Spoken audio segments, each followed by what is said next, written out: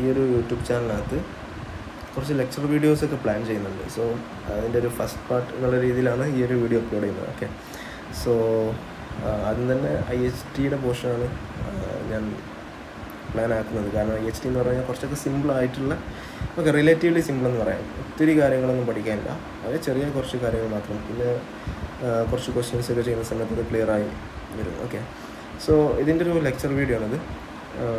So IHT എന്ന് പറഞ്ഞാൽ നിങ്ങൾക്ക് ഓൾമോസ്റ്റ് അറിയുന്നുണ്ടാവാം എന്താണ് IHT, എങ്ങനെയാണത് പേ ചെയ്യേണ്ടത്, കാര്യങ്ങളൊക്കെ. ഇപ്പോൾ നമ്മുടെ നാട്ടിലൊക്കെ നോക്കുന്ന സമയത്ത് നിങ്ങൾക്ക് മനസ്സിലാവും, ലൈക്ക് ഇപ്പോൾ ഒരു വീട്ടിലൊരു തലമുതിർന്ന നേതാവ്, അതല്ലെങ്കിൽ ആ വീട്ടിലെ ഒരു കാരണവരെന്നൊക്കെ പറയത്തില്ലേ, ഒരു മുത്തശ്ശൻ, ഇയാൾ മരിച്ചു എന്ന് വിചാരിക്കുക. ഒരു വീട്ടിലെ മുത്തശ്ശൻ മരിച്ചു. അപ്പം ഇങ്ങേരുടെ പ്രോപ്പർട്ടീസ് കാണാം, ഇയാളുടെ ഒരുപാട് സ്വത്ത് കാണും. ഓക്കെ, അപ്പം ഈ വെൽത്ത് കാര്യങ്ങളൊക്കെ എന്ത് ചെയ്യും, മക്കൾ, മരുമക്കൾ, ഇവർക്കൊക്കെ ഡിസ്ട്രിബ്യൂട്ട് ചെയ്ത് കൊടുക്കുന്നു. ആ ഒരു പ്രോസസ്സാണ് നമ്മൾ IHT. അപ്പം അങ്ങനെ ഡിസ്ട്രിബ്യൂട്ട് ചെയ്ത് കിട്ടുന്ന സമയത്ത് ആ വെൽത്തിൻ്റെ പുറത്ത് നമ്മൾ എന്ത് ചെയ്യണം, കുറച്ച് ടാക്സ് HMRCക്ക് പേ ചെയ്യണം, UK കേസിൽ. അപ്പോൾ അതിനാണ് നമ്മൾ എന്ത് ചെയ്യുന്നത്, ഇൻഹെറിറ്റൻസ് ടാക്സ് അല്ലെങ്കിൽ IHT എന്നൊക്കെ പറയുന്നത്. നിങ്ങൾക്കിപ്പോൾ കാര്യം മനസ്സിലായി കാണും എന്ന് വിചാരിക്കുന്നു. സോ ഇത്രയേ ഉള്ളൂ. അപ്പം 2 തരത്തിൽ അവിടെ ഈ വെൽത്ത് ഡിസ്ട്രിബ്യൂഷൻ നടക്കും. അതായത് ഈ മുത്തശ്ശൻ്റെ അടുത്ത് നിന്ന് വെൽത്ത്, ഇയാളുടെ അടുത്തുള്ള പ്രോപ്പർട്ടീസ്, അസറ്റ്സൊക്കെ, ഇപ്പം ഇയാളുടെ അടുത്ത് ലക്ഷറി വാച്ചുണ്ടെന്ന് വിചാരിക്കുക, അല്ലെങ്കിൽ restaurant, farm land, Porsche car, ഇത്രയാണ് ഇയാളുടെ അസറ്റ്സ് എന്ന് വിചാരിക്കുക. Okay, for an example. അപ്പം ഇതൊക്കെ ഇയാൾ എന്ത് ചെയ്യണം, ഇയാൾക്ക് ഒന്നെങ്കിൽ ഇയാൾ ജീവിച്ചിരിക്കുന്ന സമയത്ത് ഇത് ഗിഫ്റ്റായിട്ട് കൊടുക്കണം, അതല്ലെങ്കിൽ ഇയാൾ മരിച്ചതിന് ശേഷം ഇത് അവർക്ക് ട്രാൻസ്ഫർ ആവും.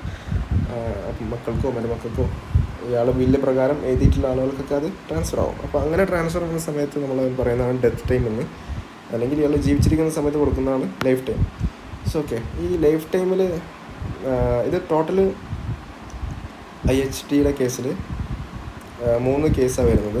അതിന് മുന്നേ നിങ്ങൾ അറിഞ്ഞിരിക്കേണ്ട ഒരു കാര്യം എന്താണെന്ന് വെച്ച് കഴിഞ്ഞാൽ ഡോണറും ഡോണിയാണ്. അപ്പോൾ ഇവിടുത്തെ കേസിൽ ആരായിരിക്കും ഡോണർ, ആരായിരിക്കും ഡോണി എന്ന് നിങ്ങൾക്ക് പറയാൻ പറ്റുമോ? ആരാണോ ഡൊണേറ്റ് ചെയ്യുന്നത് അയാളെ നമ്മൾ ഡോണർ എന്ന് വിളിക്കുന്നു. ഇവിടെ നമ്മളിപ്പോൾ പറയുന്ന എക്സാമ്പിളിൻ്റെ കേസിൽ മുത്തശ്ശനാണ് ഡോണർ. സോ മുത്തശ്ശനായിരിക്കും എന്ത്, നമ്മളുടെ കേസിൽ ഡോണർ. ദെൻ ഡോണി എന്ന് പറഞ്ഞു കഴിഞ്ഞാൽ ആരാണോ അത് റിസീവ് ചെയ്യുന്ന ആൾ. അപ്പോൾ നമ്മുടെ കേസിൽ ഇയാളെ മക്കൾ മരുമക്കൾക്കാണ് കൊടുക്കുന്നുണ്ടെങ്കിൽ അവരാണ് എന്ത്, ഇതിൻ്റെ ഡോണി എന്ന് പറയുന്നത്. So it's very simple concept. അത് വളരെ ഇമ്പോർട്ടൻ്റ് ആണ്. കാരണം ഇത് അലോങ് ദ വേ നമുക്ക് അങ്ങനെ ക്വസ്റ്റ്യൻസ് ഒക്കെ ഉണ്ടായിരിക്കാം. ആര് ടാക്സ് പേ ചെയ്യണം, ഡോണി പേ ചെയ്യണോ, ഡോണർ പേ ചെയ്യണോ, അങ്ങനത്തെ കുറച്ച് ഡിസ്കഷൻസ് ഒക്കെ വരുന്നുണ്ട്. എനിവേ നമുക്ക് ഇതിലോട്ട് വരാം. 3 തരത്തിലാണ് ഇതിൻ്റെ IHT കാറ്റഗറി ചെയ്ത് വെച്ചിട്ടുള്ളത്. Okay, first one is pet എന്ന് പറഞ്ഞു കഴിഞ്ഞാൽ നമ്മൾ ഈ പെറ്റ് ഡോഗ് അല്ല, ഇങ്ങനത്തെ പെറ്റല്ല പറയുന്നത്. ഓക്കെ, പെറ്റെന്ന് പറഞ്ഞാൽ പൊട്ടൻഷ്യലി എക്സംപ്റ്റ് ട്രാൻസ്ഫറാണ്. അതായത് പൊട്ടൻഷ്യലി എക്സംപ്റ്റ് ട്രാൻസ്ഫർ എന്ന് പറഞ്ഞു കഴിഞ്ഞാൽ ആ ഒരു വേർഡ് തന്നെ ഉണ്ട്, ഇത് പൊട്ടൻഷ്യലി എക്സംപ്റ്റ്. അതായത് ഭാവിയിൽ ഇത് എക്സംപ്റ്റ് ആവാൻ ചാൻസ് ഉണ്ട്. വിച്ച് മീൻസ് ഈ ഡോണർ ഉണ്ടല്ലോ, ഈ ഗിഫ്റ്റ് കൊടുത്ത ആൾ, ഇയാളൊരു 7 കൊല്ലത്തിൻ്റെ ഉള്ളിൽ, അല്ല 7 കൊല്ലം കഴിഞ്ഞിട്ടാണ് മരിക്കുന്നതെങ്കിൽ അവിടെ ഈ കംപ്ലീറ്റ് ടാക്സ് എന്താ ചെയ്യും, കംപ്ലീറ്റ് IHT എക്സംപ്റ്റഡ് ആയി പോകും. ഫോർ എക്സാമ്പിൾ പറയാം, നമ്മളെ കേസിൽ ഈ ഒരു മുത്തശ്ശൻ പുള്ളി ഒരു വാച്ച് ഗിഫ്റ്റായിട്ട് മകന് കൊടുത്തു എന്ന് വിചാരിക്കാം. ഓക്കെ, 2020 ഗിഫ്റ്റായിട്ട് കൊടുത്തത്. 2028 ഇയാൾ മരിക്കുന്നത്. അങ്ങനെയാണെന്നുണ്ടെങ്കിൽ എന്താണ്, ഇതിൻ്റെ പുറത്ത് ടാക്സ് വരില്ല. കാരണം 7 ഇയർ കഴിഞ്ഞല്ലോ, 7 ഇയർ ലാപ്സായി. ഇനി ഇങ്ങനെ ലെറ്റ്സ് 2026 മരിക്കുന്നതെങ്കിലോ, അപ്പോൾ അവിടെ IHT വരും. കാരണം 7 ഇയറിനുള്ളിലാണല്ലോ മരിക്കുന്നത്. So that's the same concept. അപ്പം നമ്മൾ നെക്സ്റ്റ് കേസ് വരാം. നെക്സ്റ്റ് കേസ് CLT ആണ്. CLT എന്ന് പറഞ്ഞു കഴിഞ്ഞാൽ ട്രസ്റ്റിന് കൊടുക്കുന്നതാണ്. ഇപ്പോൾ നമ്മൾ പെറ്റ് എന്ന് പറഞ്ഞു കഴിഞ്ഞാൽ ഇൻഡിവിജ്വൽസിന് കൊടുക്കുന്നത്, അതായത് ഒരു ഇൻഡിവിജ്വൽ മറ്റൊരു ഇൻഡിവിജ്വലിന് കൊടുക്കുന്നതാണ് പെറ്റ്. ഓക്കെ, മുത്തശ്ശൻ മക്കൾക്കോ അല്ലെങ്കിൽ മരുമക്കൾക്കോ വേറൊരു ഇൻഡിവിജ്വലായിട്ടുള്ള ആളുകൾക്കല്ലേ ട്രാൻസ്ഫർ ആണ് ചെയ്യുന്നത്. ഇപ്പോൾ ഈ CLT കേസിലെ ട്രസ്റ്റുകൾക്കാണ്, ചാരിറ്റി ട്രസ്റ്റ് അല്ലെങ്കിൽ മറ്റേതെങ്കിലും ട്രസ്റ്റിനെ കൊടുക്കുന്നതാണ്. അപ്പം അത് 2 തരത്തിൽ വരാം. പെറ്റിൻ്റെ കേസിൽ ഒരു തരത്തിൽ ടാക്സ് ഉണ്ട്. ഞാൻ പറഞ്ഞല്ലോ, 7 ഇയർ കഴിഞ്ഞിട്ടാണ് മരിക്കുന്നതെങ്കിൽ ടാക്സ് ഇല്ല. 7 ഇയറിൻ്റെ ഉള്ളിലാണ് മരിക്കുന്നതെങ്കിൽ ആ മരിക്കുന്ന സമയത്ത് ഡെത്ത് ടൈമിൽ അവിടെ എന്ത് ചെയ്യണം, ആ ഒരു ടൈമിലാണ് നമ്മൾ ടാക്സ് പേ ചെയ്യേണ്ടത്. CLT കേസിലോ 2 ടൈമിലും ടാക്സ് പേ ചെയ്യണം. അതായത് ഇപ്പോൾ ഇയാളുടെ ഒരു റെസ്റ്റോറൻ്റ് ഉണ്ട്, അതൊരു ട്രസ്റ്റിൻ്റെ പേരിലോട്ട് എഴുതി കൊടുക്കാമെന്ന് വിചാരിക്കുക. ഈ എഴുതി കൊടുക്കുന്ന ആ ഒരു സമയം ഉണ്ടല്ലോ, ആ ഒരു പോയിൻറ്റിലും ടാക്സ് പേ ചെയ്യണം. ലൈഫ് ടൈമിലും ടാക്സ് പേ ചെയ്യണം. ഇനി ഇങ്ങനെ ഇത് എഴുതി കൊടുത്തിട്ട് 7 ഇയറിൻ്റെ ഉള്ളിൽ മരിക്കുകയാണെന്നുണ്ടെങ്കിൽ, നോട്ട് ദി പോയിൻ്റ്, 7 ഇയറിൻ്റെ ഉള്ളിൽ മരിക്കുകയാണെന്നുണ്ടെങ്കിൽ മാത്രമേ, അത് പെറ്റാലും CLT ആയാലും ഈ ഡെത്ത് ടൈം വരുന്നതൊക്കെ എങ്ങനെയാണ്, 7 ഇയറിൻ്റെ ഉള്ളിൽ മരിച്ചാൽ മാത്രമാണ്. 7 ഇയർ കഴിഞ്ഞിട്ട് മരിക്കുകയാണെന്നുണ്ടെങ്കിൽ ആ ഡെത്ത് ടൈം ടാക്സ് പെറ്റിൻ്റെ കേസിലും ഉള്ള ഡെത്ത് ടൈം ആണെങ്കിലും CLTയുടെ കേസിൽ ഡെത്ത് ടൈം ആണെങ്കിലും എന്താണ്, എക്സെപ്റ്റ് ആണ്, നമ്മൾ ടാക്സ് പേ ചെയ്യേണ്ട ആവശ്യം ഇല്ല. ഓക്കെ. ഇനി മൂന്നാമത്തെ കേസ് ഡെത്ത് എസ്റ്റേറ്റ് ആണ്. ഡെത്ത് എസ്റ്റേറ്റ് എന്ന് പറഞ്ഞു കഴിഞ്ഞാൽ ഇങ്ങനെ ലൈഫ് ടൈമിൽ കൊടുത്തിട്ടൊന്നുമില്ല, ലൈഫ് ടൈമിൽ ജീവിച്ചിരിക്കുന്ന സമയത്ത് മക്കൾക്കൊന്നും കൊടുത്തിട്ടൊന്നുമില്ല. ഓക്കെ, ഇയാളിങ്ങനെ എല്ലാം അടക്കി പിടിച്ചിരുന്നു എന്ന് വിചാരിക്കാം. മരിച്ചതിന് ശേഷം സ്വാഭാവികമായിട്ട് എന്ത് ചെയ്യും, ആ വെൽത്ത് മക്കൾക്കോ അല്ലെങ്കിൽ അയാൾ വിൽ പ്രകാരം എഴുതിയിട്ടുള്ള ആർക്കെങ്കിലൊക്കെ ട്രാൻസ്ഫർ ആവും. സോ ലെറ്റ്സ് ഇയാളുടെ ഫാം ലാൻഡ്, ഇത് ഇയാൾ ആർക്കും ഗിഫ്റ്റൊന്നും കൊടുത്തിട്ടില്ല എന്ന് വിചാരിക്കാം. ഓക്കെ, അപ്പം ഈ ഫാം ലാൻഡ് എന്ത് ചെയ്യും, ഡെത്ത് എസ്റ്റേറ്റ് ആയിട്ട് ഇയാളുടെ ഡിസെൻഡൻസിനോ അല്ലെങ്കിൽ അയാൾ ആർക്കാണോ കൊടുക്കാൻ ഉദ്ദേശിച്ചത് അവർക്ക് ട്രാൻസ്ഫർ ആവും. ഓക്കെ, അതിനാണ് നമ്മൾ ഡെത്ത് എസ്റ്റേറ്റ് എന്ന് പറയുന്നത്, residual assets at death. Okay, ഇനി നമ്മളതിൻ്റെ റേറ്റ്സ് ആണ് പഠിക്കാൻ പോകുന്നത്. റേറ്റ്സ് മീൻസ് ഏതൊക്കെ റേറ്റ്സിലാണ് ടാക്സ് പേ ചെയ്യേണ്ടതെന്നുള്ളത്, എത്ര ശതമാനം ടാക്സ് അടക്കണം, അത്രയേ ഉള്ളൂ. നമ്മൾ ഇതിൽ ലൈഫ് ടൈമിൽ വരുന്ന സമയത്ത് 20% ആണ് by default. Okay, death time ആണെന്നുണ്ടെങ്കിലോ 40% ആണ്. ഡെത്ത് ടൈം മീൻസ് അത് ഡെത്ത് എസ്റ്റേറ്റ് ആവട്ടെ, പെറ്റ് ആവട്ടെ, CLT ആവട്ടെ ഒക്കെ 40%ലാണ് വരുന്നത്. ലൈഫ് ടൈം വരുന്ന സമയത്ത് 20%. ഓക്കെ, ഒരു എക്സെപ്ഷണൽ കേസ് ഉണ്ട്, നമ്മളത് കവർ ചെയ്യും. ഓക്കെ, ഇത് ഫ്യൂച്ചർ രണ്ടാമത്തെ പാർട്ടിൽ എക്സെപ്ഷണൽ കേസ് കാര്യങ്ങളൊക്കെ കവർ ചെയ്യും. നെക്സ്റ്റ് നമുക്കറിയേണ്ടതായിട്ടുള്ളത് 2 ബാൻഡ്സ് ആണ്. ഓക്കെ, ബാൻഡ്സ് മീൻസ് നമുക്ക് 2 ബാൻഡ്സ് ഉണ്ട്, NRBയും അതായത് നിൽ റേറ്റ് ബാൻഡും റെസിഡൻഷ്യൽ നിൽ റേറ്റ് ബാൻഡും. ഞാനൊരു എക്സാമ്പിൾ വെച്ച് പറഞ്ഞുതരാം, എന്നാലും നിങ്ങൾക്കത് മനസ്സിലാവാൻ സാധ്യതയുള്ളൂ. ഓക്കെ, നമുക്കിപ്പോൾ ഇവിടെ ഒരു റെസ്റ്റോറൻറ്റ് ഉണ്ടല്ലോ. ഓക്കെ, റെസ്റ്റോറൻറ്റ് ഉണ്ട്. ഈ റെസ്റ്റോറൻറ്റ് നമ്മളെന്ത് ചെയ്യുക, ഇയാൾ എന്ത് ചെയ്യണം, ഈ മുത്തശ്ശൻ ഒരു ട്രസ്റ്റിന് എഴുതി കൊടുത്തു എന്ന് ഞാൻ പറഞ്ഞല്ലോ, ട്രസ്റ്റിന് കൊടുത്തു. അപ്പം ട്രസ്റ്റിന് കൊടുക്കുന്ന സമയത്ത് എത്ര ലൈഫ് ടൈം ടാക്സ് ഉണ്ട് എന്ന് പറഞ്ഞാൽ, നമ്മൾ CLTയുടെ കേസിൽ ലൈഫ് ടൈം ഉണ്ട്, ഒരു ഡെത്ത് ടൈം ടാക്സ് ഉണ്ടല്ലോ. സോ ലൈഫ് ടൈം എത്ര വരുന്നത്, 20% അല്ലേ. സോ ഓക്കെ, ഇതിൻ്റെ വാല്യൂ എത്രയാണ്, 365,000 ആണല്ലോ ഇതിൻ്റെ വാല്യൂ, റെസ്റ്റോറൻറ്റിൻ്റെ വാല്യൂ. സോ നമുക്ക് കാൽക്കുലേറ്റ് ചെയ്യാം, 365,000 ആണ്. ഓക്കെ, അപ്പോൾ നമുക്ക് അതിനെന്ത് കുറക്കാം, ഈ നിൽ റേറ്റ് ബാൻഡ് എന്ന് പറയുന്ന എമൗണ്ട് ഇല്ല, അത് നമുക്ക് ഒരു എക്സംഷനായിട്ട് കിട്ടുന്ന എമൗണ്ടാണ്. ആ ഒരു എമൗണ്ട് നമുക്ക് ഇതിൽ നിന്ന് റിഡ്യൂസ് ചെയ്യാം. What ever it is, CLT ആവട്ടെ, പെറ്റ് ആവട്ടെ, അതേപോലെ തന്നെ ഡെത്ത് എസ്റ്റേറ്റ് ആവട്ടെ, നമുക്ക് ഈ നിൽ റേറ്റ് ബാൻഡ് എപ്പോഴും നമുക്ക് കുറക്കാൻ പറ്റും. ഓക്കെ, അത് നമുക്ക് കുറക്കാം. ഓക്കെ, ഇവിടെ നിന്ന് ഞാനത് കുറക്കണം, ആ ഒരു എമൗണ്ട് കുറക്കണം, 325,000 കുറക്കാണ്. ഓക്കെ, അത് കുറച്ച് കഴിഞ്ഞാൽ നമുക്ക് കിട്ടുന്ന ഫിഗർ എത്രയാണ്, 40,000 ആണ് കിട്ടുന്നത്. ഓക്കെ, ഇനി ഇതിൻ്റെ പുറത്ത് 20% നമ്മൾ ടാക്സ് ചെയ്യണം. അത് എത്രയാണ്, 8,000 വരിക. ഓക്കെ, 8,000 നമ്മൾ ടാക്സ് HMRCക്ക് പേ ചെയ്യും. ഇനി ഈ മുത്തശ്ശൻ നമുക്ക് ആ ഒരു റെസ്റ്റോറൻറ്റ് ഈ ഒരു ട്രസ്റ്റിൻ്റെ മുകളിലേക്ക് എഴുതിയിട്ട് അതിന് ശേഷം പുള്ളിക്കാരൻ എന്ത് ചെയ്തു, ഒരു 7 ഇയറിൻ്റെ ഉള്ളിൽ ഡെത്തായി എന്ന് വിചാരിക്കുക. അപ്പോൾ അവിടെ എഗെയിൻ എന്ത് വരും, ഒരു ഡെത്ത് ടൈം ടാക്സ് കൂടെ വരും. ഓക്കെ, കാരണം ട്രസ്റ്റ് അല്ലേ, CLT അല്ലേ, 2 തവണ വരും, ലൈഫ് ടൈം ഡെത്ത് ടൈമും. 7 ഇയറിൻ്റെ ഉള്ളിലാണല്ലോ മരിച്ചത്. ഓക്കെ, അപ്പം അതെത്ര പെർസെൻറ്റേജാണ്, അത് 40% ആണ്. അപ്പം അവിടെ നമ്മൾ എന്ത് ചെയ്യേണ്ടി വരും, ഈ ഒരു സെയിം തിങ് തന്നെ 365,000 അതിനകത്ത് നിന്ന് ഈ ഒരു 325 നിൽ റേറ്റ് ബാൻഡ് കുറക്കും. ദെൻ ബാലൻസ് കിട്ടുന്ന 40,000 അതിനകത്ത് നിന്ന് 40% എന്ന് പറയുന്ന 16,000 വരും.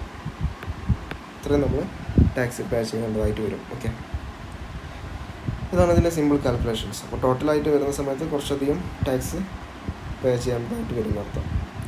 ഓക്കെ, ക്ലിയർ ആണല്ലോ. ഞാനിപ്പോൾ ഇത് ജസ്റ്റ് മനസ്സിലാവാൻ വേണ്ടി പറഞ്ഞു തന്നുള്ളൊരു എക്സാമ്പിൾ മാത്രമാണ്. ഓക്കെ, ഈ ഒരു കേസ് നിൽ റേറ്റ് ബാൻഡ് എന്താണെന്നുള്ളത് പറഞ്ഞു തരാൻ വേണ്ടിയിട്ട്. ഇനി റെസിഡൻഷ്യൽ നിൽ റേറ്റ് ബാൻഡ് ഉണ്ട്. റെസിഡൻഷ്യൽ നിൽ റേറ്റ് ബാൻഡ് എന്ന് പറഞ്ഞു കഴിഞ്ഞാൽ അത് പെറ്റിനോ CLTക്കോ ഇല്ല, അത് ആകെ ഉള്ള ഇതിൽ മാത്രമാണ്, ഓൺലി ഫോർ ഡെത്ത് എസ്റ്റേറ്റ് ആണ്. അതിവിടെ വളരെയധികം നിങ്ങൾ ഓർത്തിരിക്കേണ്ട ഒരു പോയിൻ്റാണ്, only for death estate. Okay, ഇപ്പോൾ ഈ ഡെത്ത് എസ്റ്റേറ്റിനകത്ത് ഒരു മെയിൻ റെസിഡൻസ് ഉണ്ടെങ്കിൽ മാത്രം കേട്ടോ ഇത് കിട്ടുക. മാത്രമല്ല ഈ മെയിൻ റെസിഡൻസ് ഡയറക്റ്റ് ഡിസെൻഡൻസിന് ട്രാൻസ്ഫർ ആവണം. ഓക്കെ, അതുപോലെ തന്നെ നമുക്ക് വേറൊരു മൂന്നാമത്തെ കണ്ടീഷൻ എന്താണ്, ഇൻട്രസ്റ്റ് ഓൺലി മോർഗേജ് ഉണ്ടെന്നുണ്ടെങ്കിൽ ആ ഒരു ഇൻട്രസ്റ്റ് ഓൺലി മോർഗേജ് പറഞ്ഞ് നെറ്റ് ചെയ്തിട്ടുള്ള എമൗണ്ടിൽ നിന്ന് മാത്രമേ നമുക്ക് ഈ RNRB കുറക്കാൻ പറ്റൂ. ഫോർ എക്സാമ്പിൾ പറയുകയാണെന്നുണ്ടെങ്കിൽ നമുക്കൊരു വീടുണ്ട്, ആ വീടിൻ്റെ വാല്യൂ വരുന്നത് ലെറ്റ്സ് സേ 600,000 ആണെന്ന് വിചാരിക്കാം. ഓക്കെ, അപ്പം ഇതിനകത്തുനിന്ന് നമുക്ക് എന്ത് ചെയ്യാൻ പറ്റും, ഇതിനൊരു ലെറ്റ്സ് സേ ഒരു 400,000 ഇൻട്രസ്റ്റ് ഓൺലി മോർഗേജ് ഉണ്ടെന്ന് വിചാരിക്കുക. ഈ മോർഗേജ് നമ്മൾ പേ ചെയ്തു, ബാക്കി വരുന്നത് 200,000 ആണല്ലോ. അപ്പോൾ അതിനകത്ത് നമുക്ക് എന്ത് ചെയ്യാൻ പറ്റും, ഒരു 175,000 നിൽ റേറ്റ് ബാൻഡ് നമുക്ക് കുറക്കാൻ പറ്റും. കാരണം മെയിൻ നമ്മൾ ഡയറക്റ്റ് ഡിസെൻഡൻസ് മീൻസ് മക്കളോ അതേപോലെ തന്നെ മക്കൾ, പേരമക്കൾ ഇവർക്ക് കൊടുത്തു വിചാരിക്കാം. അപ്പോൾ അവർക്ക് കൊടുത്തുന്നുണ്ടെങ്കിൽ നമുക്ക് ഈ ഒരു എമൗണ്ട് നിന്ന് കുറക്കാൻ പറ്റും. സോ ബാലൻസ് വരുന്നത് 25,000 ആണ് നമുക്ക് ഇവിടെ വരുന്ന എമൗണ്ട്. അതായത് 200,000 നിന്ന് 175 കുറച്ചിട്ട് RNRB കുറച്ചിട്ട്. അപ്പം ഇതിൻ്റെ മുകളിൽ എന്ത് ചെയ്യേണ്ടി വരും, നമ്മൾ 40% ടാക്സ് പേ ചെയ്യേണ്ടി വരും. കാരണം ഡെത്ത് എസ്റ്റേറ്റ് ആണല്ലോ. എത്ര വരും, 40%, 10% ടു ഓക്കെ. സോ 40% വരുന്ന സമയത്ത് 10% 2,500, 20 ഓക്കെ 10,000 വരും. 10,000 ആണ് ഇതിൻ്റെ ഓക്കെ 40%. ഇത്രയും ടാക്സ് പേ ചെയ്യേണ്ടി വരും. ഓക്കെ, സോ ഇതൊക്കെയാണ് ഇതിൻ്റെ കണ്ടീഷൻ. അൺയൂസ്ഡ് RNRB എന്താണ്, സർവൈവിങ് സ്പൗസിന് ട്രാൻസ്ഫർ ചെയ്യാൻ പറ്റും. അത് ഫസ്റ്റ്. അതായത് ഇപ്പം ഒരു ഭാര്യ ഉണ്ട്, പുള്ളിക്കാരുടെ പേരിലൊരു മെയിൻ റെസിഡൻ്റ് ഉണ്ട്, അത് ഡയറക്റ്റായിട്ട് ഹസ്ബൻഡിനാണ് ട്രാൻസ്ഫർ ചെയ്യുന്നുണ്ടെങ്കിൽ ഈ പുള്ളിക്കാരത്തിയുടെ അൺയൂസ് ആയിട്ടുള്ള ഈ RNRB ഉണ്ടല്ലോ, അതും പാടെ ഹസ്ബൻഡിന് ട്രാൻസ്ഫർ ആവും. ബിക്കോസ് ട്രാൻസ്ഫേഴ്സ് ബിറ്റ്വീൻ സ്പൗസസ് എന്താണ്, അതായത് ഇപ്പോൾ ഒരു ഭാര്യ ഭർത്താവിന് ഗിഫ്റ്റായിട്ട് കൊടുക്കുകയാണ്, അല്ലെങ്കിൽ ഒരു ഭാര്യ ഭർത്താവിന് ഇതേപോലെ ഇൻഹെറിറ്റൻസ് കൊടുക്കുകയാണെന്നുണ്ടെങ്കിൽ അവിടെ എന്താണ്, അത് കംപ്ലീറ്റ്ലി എക്സംപ്റ്റ് ആണ്, ടാക്സ് വരുന്നേ ഇല്ല. അതുപോലെ തന്നെ ഈ ഒരു ഹസ്ബൻഡിൻ്റെ അല്ലെങ്കിൽ സ്പൗസസ് തമ്മിൽ അങ്ങോട്ടും ഇങ്ങോട്ടും ഈ നിൽ റേറ്റ് ബാൻഡ് ഉണ്ടല്ലോ, 3 to 5 ആയിട്ട് ഇതല്ലെങ്കിൽ ഈ 175 ആണ്, അത് രണ്ടും അങ്ങോട്ടും ഇങ്ങോട്ടും ട്രാൻസ്ഫർ ചെയ്യാനും പറ്റും. ഓക്കെ, സോ അതിൻ്റെ കുറച്ച് പ്രൊപ്പോർഷനേറ്റ് ആയിട്ടുള്ള കുറച്ച് അതായത് നമുക്ക് തോന്നിയ പോലെ കൊടുക്കാൻ പറ്റത്തില്ല. ഇപ്പം നിൽ റേറ്റ് ബാൻഡ് 175 ആണ്, അല്ലെങ്കിൽ ഇപ്പോൾ ഉള്ള നിൽ റേറ്റ് ബാൻഡ് 325 ആണല്ലോ. ഒരു 10 കൊല്ലം മുന്നേ ഇതായിരുന്നില്ല സ്ഥിതി. ഓക്കെ, UK ടാക്സ് റൂൾ പ്രകാരം കൊല്ലങ്ങൾ മുന്നേ ഈ 325 ആയിരുന്നില്ല. ഓക്കെ, അപ്പോൾ വേറൊരു റേറ്റ് ബാൻഡ് ആയിരുന്നു. അപ്പോൾ ആ ഒരു ബാൻഡ് അല്ല ഇപ്പോൾ ഉള്ളത്. അപ്പോൾ അതിൻ്റെ പ്രൊപ്പോർഷനിലാണ് കൊടുക്കേണ്ടത്. ഓക്കെ, നമ്മളത് പ്രോബ്ലം ചെയ്യുമ്പോൾ നമ്മൾ ഡിസ്കസ് ചെയ്യും. ഓക്കെ, അപ്പോൾ ഇത്രയേ ഉള്ളൂ ഇതിൻ്റെ ഒരു. അതേപോലെ തന്നെ ഈ NRB എന്ന് പറഞ്ഞാൽ 7 year ക്യുമുലേഷനാണ്. 7 year ക്യുമുലേഷൻ മീൻസ് 7 yearsനാണത് നമ്മൾ കാൽക്കുലേറ്റ് ചെയ്യുക. അതായത് 325 ഉണ്ടല്ലോ, അത് ഒറ്റ തവണ യൂസ് ചെയ്യാൻ പറ്റുള്ളൂ കംപ്ലീറ്റ്ലി. എല്ലാ അസറ്റ്സിനും യൂസ് ചെയ്യാനൊന്നും പറ്റത്തില്ല. നമ്മൾ ഈ 325 എന്ന് പറഞ്ഞ ഒരു 7 കൊല്ലത്തിനാണ് നമുക്ക് ഈ ഒരു ബാൻഡ് തരുന്നത്. ആ ഒരു 7 കൊല്ലത്തിനുള്ളിൽ നമ്മൾ ഇപ്പം നമ്മൾ ഈ ഒരു 325 നമ്മൾ യൂസ് ചെയ്തെന്നുണ്ടെങ്കിൽ പിന്നെ നമുക്കത് ഇല്ല. ഓക്കെ, ഇപ്പം ലെറ്റ്സ് സേ ഫോർ എക്സാമ്പിൾ പറയാം, ഞാൻ 2010 ഒരു ഗിഫ്റ്റ് കൊടുത്തു. ഓക്കെ, ആ ഗിഫ്റ്റിൻ്റെ വാല്യൂ ലെറ്റ്സ് സേ 600,000 ആണെന്ന് വിചാരിക്കാം. ഓക്കെ, ഇനി ഞാൻ 2018 ഒരു ഗിഫ്റ്റ് കൊടുത്തു വേറെ, അതിൻ്റെ വാല്യൂ ലെറ്റ്സ് സേ 500,000 ആണെന്ന് വിചാരിക്കാം. അപ്പം അങ്ങനെയാണെന്നുണ്ടെങ്കിൽ എനിക്ക് ഇവിടെ ഒരു 325 ഉണ്ടാവും, ഇവിടെ ഒരു 325 നമുക്ക് യൂസ് ചെയ്യണ്ടാവും. കാരണം എന്താ, 7 years കഴിഞ്ഞിട്ടാണല്ലോ. ഇനി നേരെ തിരിച്ചൊരു 2012 അഗൈൻ ഞാൻ ഗിഫ്റ്റ് കൊടുക്കുന്നത്. അതൊരു ലെറ്റ്സ് സേ 300,000 ഗിഫ്റ്റാണെന്നുണ്ടെങ്കിൽ അവിടെ ഈ ഒരു ഗിഫ്റ്റിന് എനിക്ക് ഈ ഒരു പെറ്റിന് എനിക്ക് എന്തുണ്ടാവില്ല, അല്ലെങ്കിൽ ഈ ഒരു CLTക്ക് എനിക്ക് എന്തുണ്ടാവില്ല, നിൽ റേറ്റ് ബാൻഡ് 325 കിട്ടില്ല. കാരണം ഓൾറെഡി ഈ ഒരു ഗിഫ്റ്റിൽ എന്ത് ചെയ്തു, നമ്മൾ യൂസ് ചെയ്തു. ക്രോണോളജിക്കൽ ഓർഡറാണ്. കാരണം ആദ്യം ഏതാണോ കൊടുക്കുന്നത് ആ ഒരു ഓർഡറിലാണ് ഇത് പോകേണ്ടത്, ഈ ഒരു നിൽ റേറ്റ് ബാൻഡ് യൂസ് ചെയ്യേണ്ടത്. സോ ഇത്രയും നിങ്ങൾക്ക് പറഞ്ഞത് നിങ്ങൾക്ക് ഒരു ചെറിയൊരു ഐഡിയ കിട്ടില്ലേ? ആ ഒരു ഐഡിയ ആണ് നമുക്ക് വേണ്ടത്. ഒരു കോൺസെപ്ച്വൽ ഒരു ഇപ്പോൾ നിങ്ങളുടെ മൈൻഡിൽ ഉണ്ടാകുന്ന ഒരു കോൺസെപ്ച്വൽ ഓപ്പണിംഗ് എന്ന് പറയുന്നത് അത് കംപ്ലീറ്റഡ് അല്ല. ഓക്കെ, നിങ്ങൾക്ക് ഒരുപാട് കാര്യങ്ങൾ ക്ലാരിറ്റി വരുത്തേണ്ടതായിട്ടുണ്ട്. ഓക്കെ, അപ്പം നിങ്ങൾക്ക് ഒബ്വിയസ്ലി 100% ഡൗട്ട്സ് കാണാം. ആ ഡൗട്ട്സ് നിങ്ങൾക്ക് കമൻറ്റ് സെക്ഷനിൽ കമൻറ്റ് ചെയ്യാം. നമ്മളിനി കുറച്ച് ക്വസ്റ്റ്യൻസ് ചെയ്യും ഇതിൻ്റെ പാർട്ട് 2-ൽ.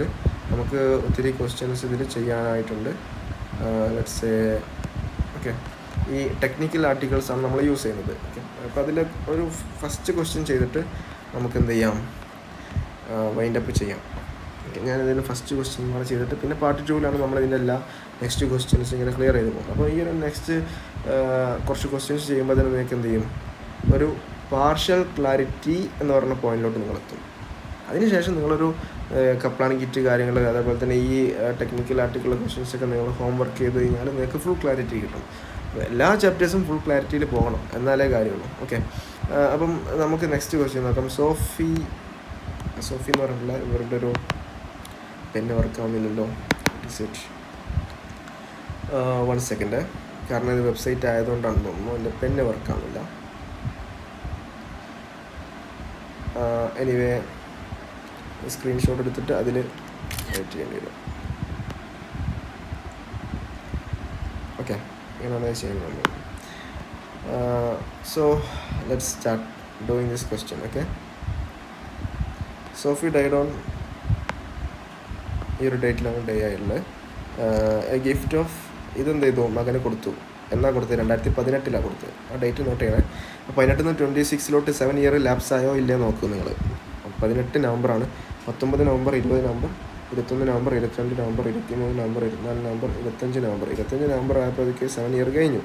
സോ ഇതിന് ടാക്സ് ഉണ്ടാവുമോ? ഇതൊരു പെറ്റായിരുന്നു ആക്ച്വലി, പക്ഷേ ഇതിന് ടാക്സ് ഉണ്ടോ? ഇല്ല. കാരണം എന്താണ്? 7 ഇയർ കഴിഞ്ഞു.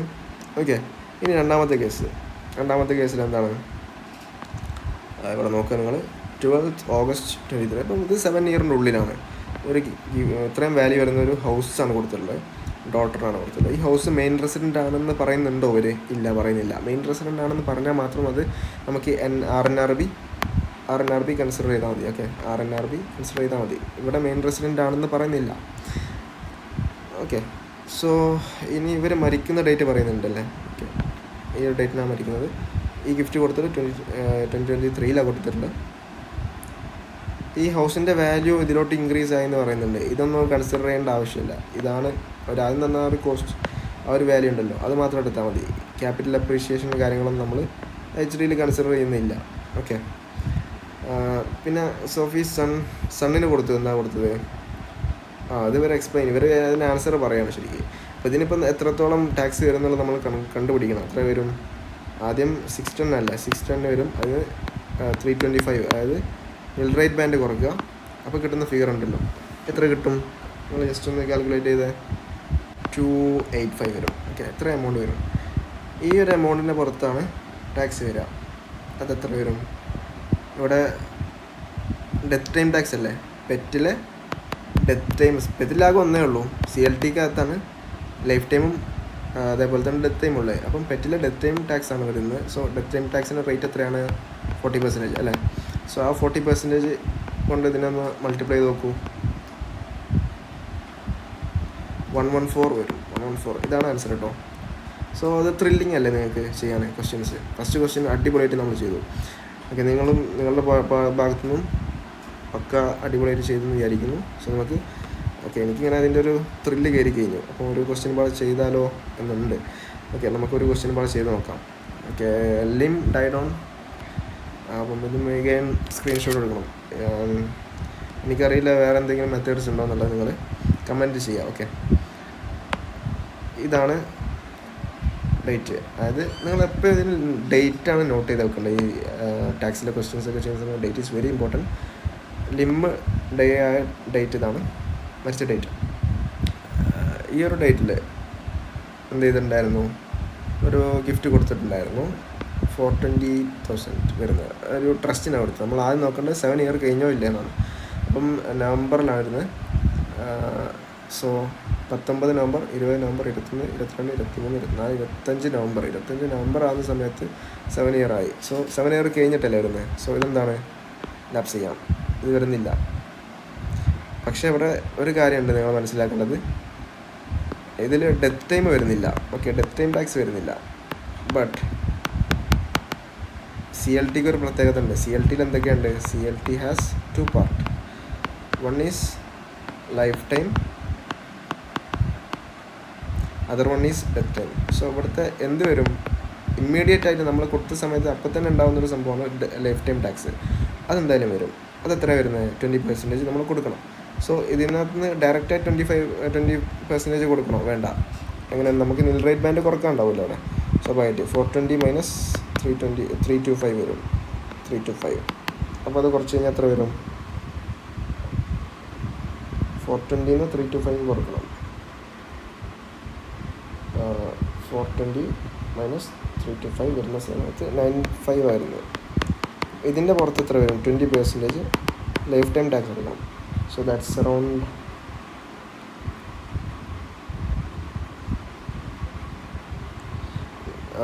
19,000 ആയിരുന്നു. അപ്പോൾ ഇത്രയും എമൗണ്ടാണ് ഇവിടെ വരുന്നത് ടാക്സ് വരുന്നത് ഫസ്റ്റത്തെ കേസിൽ. രണ്ടാമത്തെ കേസിൽ എന്താണ്? ഗിഫ്റ്റ് ഓഫ് ഹൗസ് വാല്യൂ ട്രസ്റ്റിന് കൊടുക്കുന്ന അഗെയിൻ വാല്യൂ ഓഫ് ഹൗസ് ഹൗസിൻ്റെ വാല്യൂ കൂടുന്നെന്ന് പറയുന്നുണ്ട്. അപ്പം ഈ ഒരു ഗിഫ്റ്റിൻ്റെ കേസിൽ പറയുകയാണെന്നുണ്ടെങ്കിൽ അത് നമ്മൾ ആദ്യം ചെയ്യേണ്ടത് ഞാൻ ഓൾറെഡി ഡ്രോ ചെയ്ത് വെക്കുന്ന റിമൂവ് ആയിക്കോട്ടെ.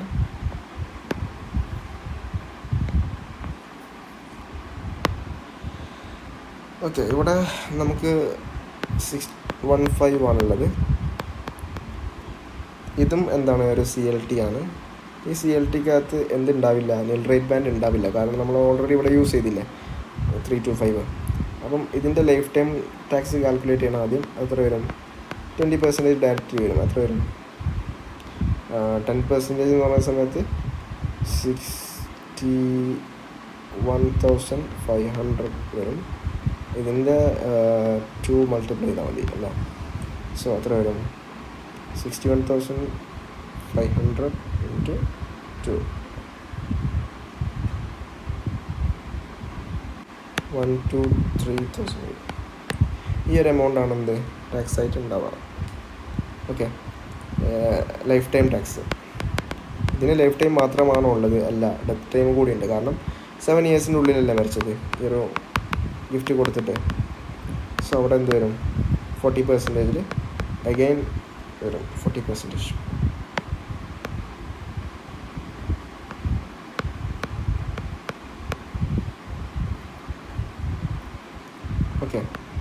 അഗെയിൻ നിങ്ങളിവിടെ നോക്കേണ്ട ഒരു കാര്യമുണ്ട്. ഈ 40% നമ്മളിവിടെ ഡെത്ത് ടൈമിൽ കാൽക്കുലേറ്റ് ചെയ്യുന്ന സമയത്ത് നമുക്കിവിടെ ഇത് വരുന്നുണ്ടോ?